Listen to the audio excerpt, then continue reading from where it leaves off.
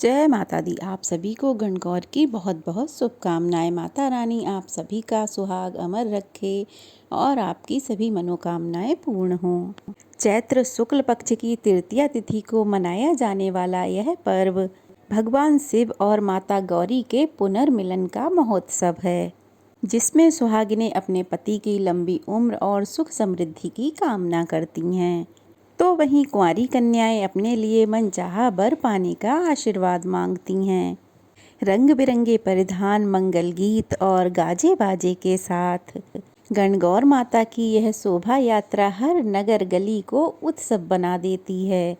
और यह पर्व राजस्थान, मध्य प्रदेश, गुजरात और हमारे देश के कई अन्य हिस्सों में भी बड़ी खुशी और हर्षोल्लास के साथ मनाया जाता है। सिंहासन पर विराजे गौरी भवानी, सौभाग्य की देती अमित निशानी।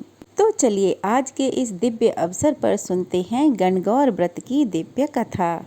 तो चलिए कथा शुरू करते हैं। अगर आपको वीडियो पसंद आए तो वीडियो को लाइक करके शेयर कीजिएगा और अगर नए हैं तो प्लीज़ चैनल को सब्सक्राइब कीजिएगा। एक बार प्रेम से बोलो गौरी शंकर की जय। एक बार की बात है, भगवान शंकर माता पार्वती जी तथा नारद जी के साथ भ्रमण पर निकले। चलते चलते वे चैत्र शुक्ल तृतीया के दिन एक गांव में पहुंच गए। उनके आगमन का समाचार सुनकर गांव के श्रेष्ठ कुलीन स्त्रियां उनके स्वागत के लिए स्वादिष्ट भोजन बनाने लगीं। भोजन बनाते बनाते उन्हें काफ़ी देर हो गई, किंतु साधारण कुल की स्त्रियां श्रेष्ठ कुल की स्त्रियों से पहले ही थालियों में हल्दी अक्षत लेकर पूजन हेतु वहां पहुंच गईं। पार्वती जी ने उनके पूजा भाव को स्वीकार किया तथा उनके ढेर सारा सुहाग छिड़क दिया। अब क्या था, वे अटल सुहाग को प्राप्त कर वरदान पाकर वापस लौट आईं। तब पश्चात उच्च कुल की स्त्रियां अनेक प्रकार के पकवान लेकर गौरी जी और शंकर जी की पूजा करने पहुंचीं। सोने चांदी से निर्मित उनकी थालियों में विभिन्न प्रकार के पदार्थ थे। उन स्त्रियों को देखकर भगवान शंकर ने माता पार्वती जी से कहा कि तुमने तो सारा सुहागरस साधारण कुल की स्त्रियों को ही दे दिया, अब इन्हें क्या दोगी? तब पार्वती जी ने उत्तर दिया कि प्राणनाथ, आप इनकी चिंता मत कीजिए। उन स्त्रियों को मैंने केवल ऊपरी पदार्थ से बना रस दिया था, इसीलिए उनका रस धोती से रहेगा, परंतु मैं इन उच्च कुल की स्त्रियों को अपनी उंगली चीर कर अपने रक्त का सुहागरस दूंगी। यह सुहागरस उनके भाग्य में पड़ेगा, वह तन मन से मेरे जैसी सुहागन रहेंगी। जब स्त्रियों ने पूजन समाप्त कर दिया तब पार्वती जी ने अपनी उंगली चीर कर उन पर छिड़क दी। जिस पर जैसा छींटा पड़ा उसने वैसा ही सुहाग पा लिया।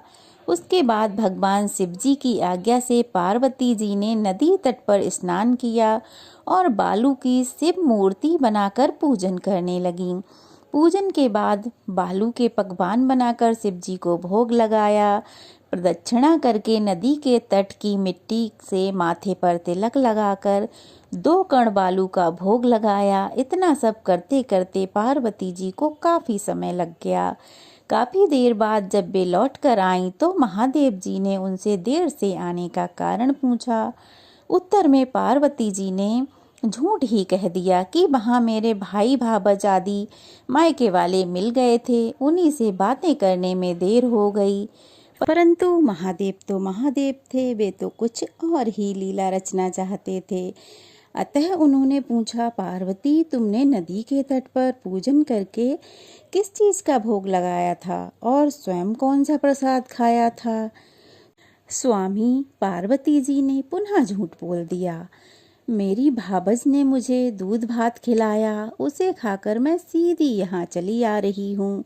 यह सुनकर शिव जी भी दूध भात खाने के लालच में नदी तट की ओर चल दिए।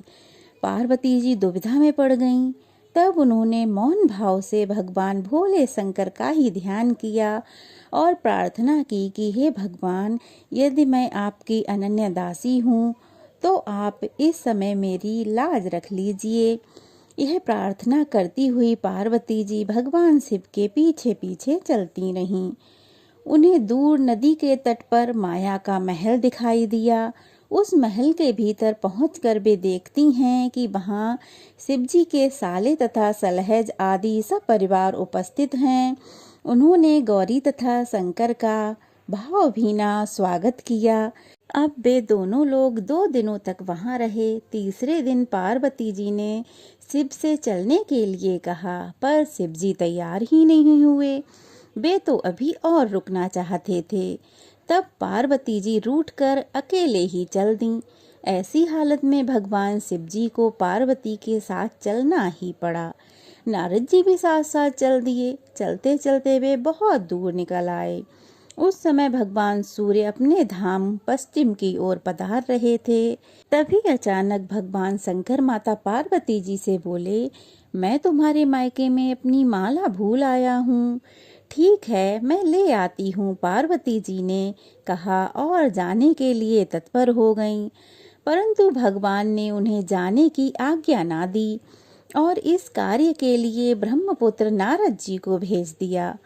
परंतु वहां पहुंचने पर नारद जी को कोई महल नजर न आया।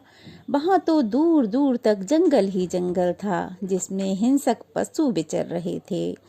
नारद जी यहाँ वहाँ भटकने लगे और सोचने लगे कि कहीं वे किसी गलत स्थान पर तो नहीं आ गए।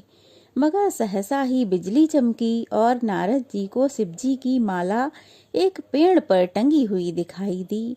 नारद जी ने माला उतार ली और शिवजी के पास पहुंचकर वहां का पूरा हाल कह सुनाया। शिवजी ने हंसकर कहा, नारद जी, यह सब पार्वती की ही लीला है।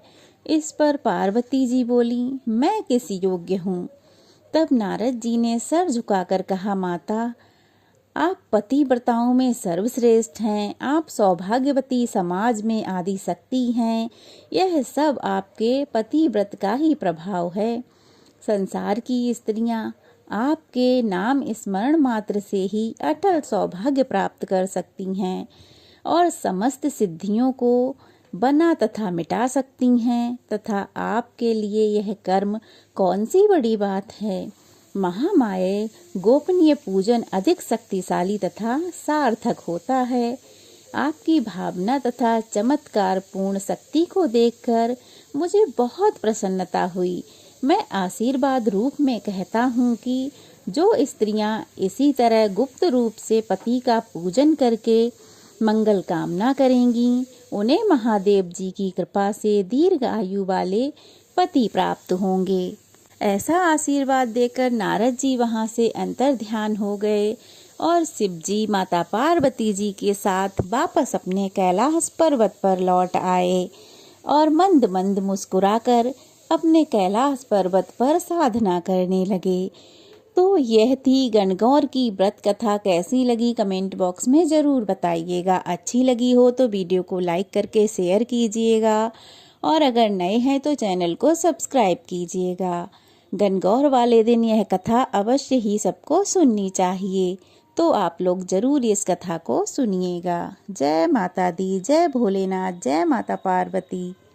भोलेनाथ तथा माता पार्वती की कृपा सदा सब पर बनी रहे और सभी सुहागन स्त्रियों का सुहाग सदा अटल रहे, संतान सुख शांति से रहे और सबके घरों में सुख समृद्धि का वास हो।